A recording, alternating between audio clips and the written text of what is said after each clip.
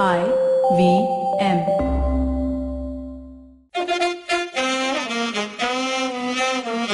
Left arm not so orthodox, also known as LANSO. We have rebirthed, which is an English word, which don't correct me for God's sake, because I'm tired. We have Punit Pania with us, who played cricket for Goregaon West versus Goregaon East. He batted on both sides, typical Indian. And IPL fever, we're not supposed to mention the brand, so I'll just say IPL fever.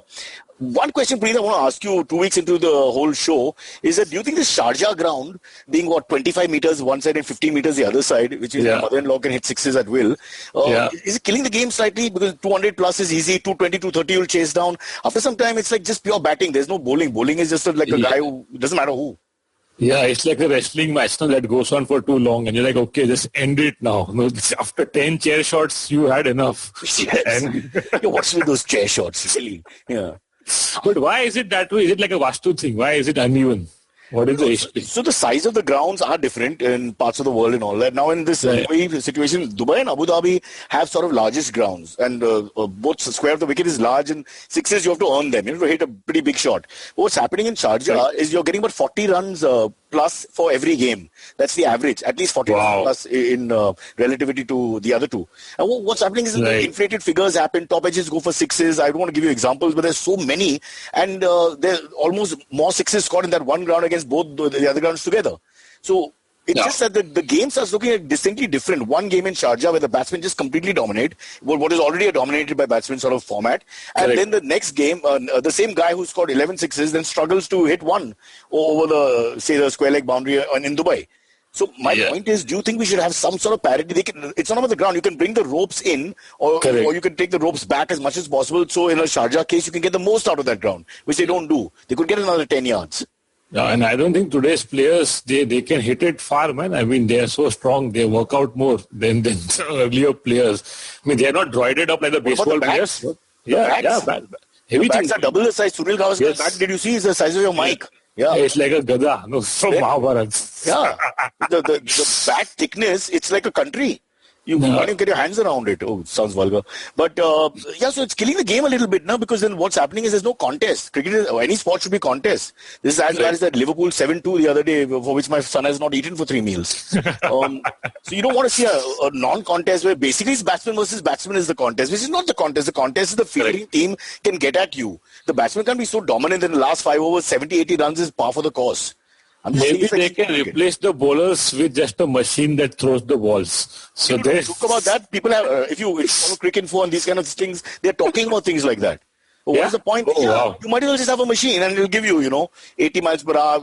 You can move the length also a little bit here and there. There are ways to do that, and the line.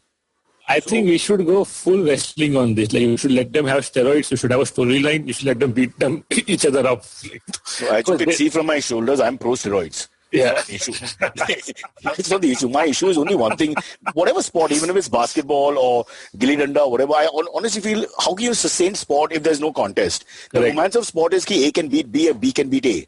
But no, I just feel that, whoever bats second basically chases it down. They score as much as they can because it's the ground is so easy, and that the tension is much less when they're lifting the ball into the air, because 9 times out of 10 they won't be caught. Yeah, it'll clear the field, correct. Yeah. But are a lot of people saying that? Is that like a... lot of people, what we call the crickerati, are all discussing this on the online forums, which you have not attended for some reason. Crickerati. Are you on Twitter now yourself, Cyrus, after all these years? No, I'm not. But occasionally he'll ask me something and ask me to send the feedback. By the time I receive it, the event is over. And by the time I reply, the next event has started. So we're working on it. It's a work in progress. I'll be on Twitter when Twitter is completely uncool.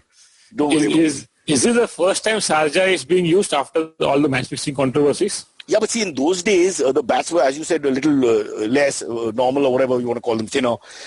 So it's almost the first time. There have been a few matches before that. The Pakistan Super League and all have been played. But it's just that relatively you're seeing two different sports altogether when you see Abu Dhabi or Dubai and when you see Sharjah. And for me, for the cricket pundit, it's a bit of an irritation. Does it even screws the records, right? Like people who have a great run. Inflated ego, inflated run. The guy gets 100 or 60 balls, then he really struggles on bigger grounds. Especially against the spinners where you make all the power generally, You lift the ball 88, 90 yards for a 6 as against 60, 65. There's a huge difference. I myself was a big sixer hitter when my sister used to bowl to me in the hall. 6 was only 3 feet to the left, but 3 feet to the right was my mother, which was 6 and out. But, so I speak from experience. Anyway, I'll ask you one quick, slightly more serious question. 2 weeks into it, Mumbai Indians leading the table, Punjab at the bottom. What's your call? I think Mumbai will win, but then Arnav will come up with a conspiracy against it. So my money is not on Mumbai. So what you're saying is the actual final is after the final? Yes. I take your word. Thank you so much, Punit. Sorry we have to pull out because the match starts in 6 hours. I have to get ready. All right. Wow. All right. See you, Baba. Best of luck. Bye-bye. Adios. Bye-bye. Yes. Sachin Tendulkar, Virat Kohli, Don Bradman, and now Cyrus Brocha. Okay, probably not in the right company. I mean, Don Bradman is Australian. But it's called Cyrus Says, a wonderful show about everything. Find the show on the IVM Podcast app, ivmpodcast.com, or wherever you listen to podcasts.